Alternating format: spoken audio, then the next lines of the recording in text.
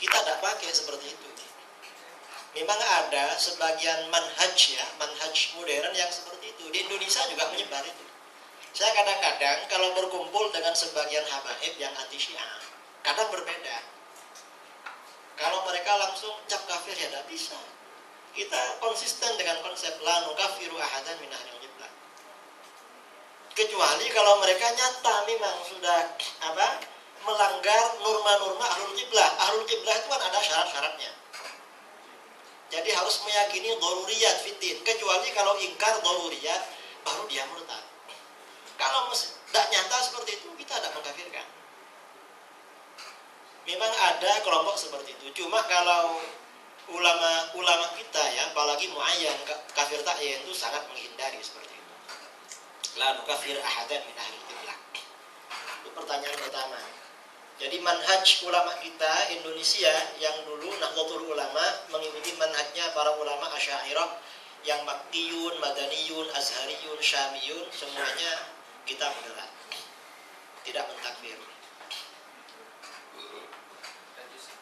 Yang kedua, lanjutan sedikit tentang pengkafiran itu.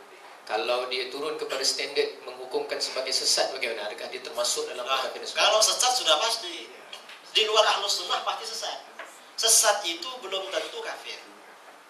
Tapi kalau kafir pasti sesat. Jadi begini, ahli bid'ah itu ada yang stadiumnya masih sesat. Ahli bid'ah itu pasti sesat.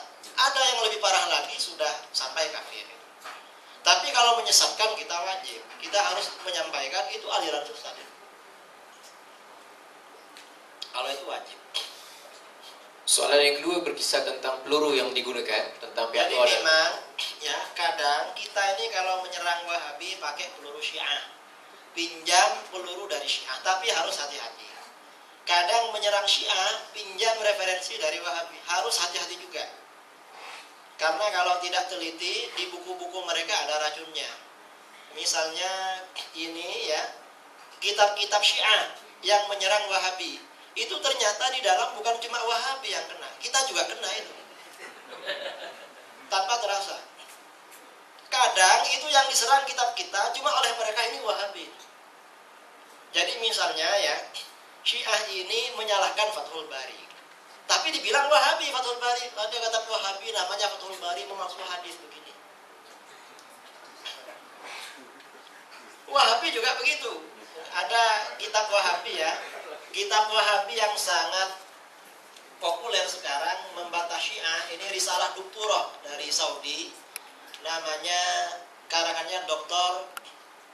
siapa? Ali bin Nasir Al-Ghifari, kalau tidak salah. Jadi naqdu madhhab Syiah, usul madhhab Syiah ya, usul madhhab Syiah dirasatun wa naqdun.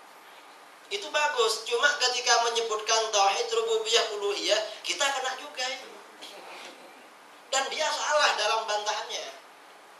Karena apa yang dia sanggahkan kepada Syiah di kitab-kitab Sunni juga ada. Misalnya dia mengkritik bahwa orang Syiah itu suka beristighatsah, bertawassul, itu di kitab hadis Sunni ada semua. Di kitab Sunni yang dia pakai juga ada. Akhirnya kena dirinya sendiri sebenarnya. Kita kena, dia juga kena. Syiahnya tidak kena, karena Syiah tidak salah masalah ini. Itu sebagian. Karenanya saya ini sering berpolemik di internet. Ada seorang Wahabi dari Indonesia, sekarang tinggal di Madinah. Namanya Ustaz Firanda. Ini menyamakan kita dengan Syiah. Itu tradisi Aswaja Sufi, itu tradisi Syiah semua. Padahal bukan Syiah itu. Itu kebetulan ajaran kita yang sama dengan Syiah. Dan Syiah tidak salah dalam masalah ini. Seperti tawassul, tabarruk. Yang salah justru Wahabi masalah ini. Karenanya harus hati-hati. Kalau dapat buku dari Wahabi tentang Syiah, harus diteliti dulu. Khawatir itu juga kita kena juga sama mereka. Kalau dapat buku dari Syiah menyerang Wahabi, hati-hati. Ini ada buku karangannya Dr. Syekh Ja'far Subhani dari Iran. Ar-Raddu 'alal Wahabiyah, kritik terhadap Wahabi. Tapi yang dikritik itu ya hadis-hadis Bukhari, sahabat Abu Hurairah. Kata mereka, ini Wahabi, semuanya Wahabi. Tapi kita akan kena juga. Nah ini orang sebagian apa? karenanya harus hati-hati. Kemudian pertanyaan yang ketiga, yang terakhir ya, bahwa Iran kerjasama dengan penjajah, dengan Portugis dan Belanda, bahwa Portugis dan Belanda berkoalisi dengan pemerintahan Safawi.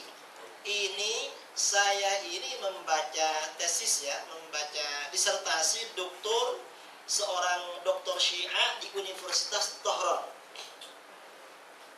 Saya lupa nama kita.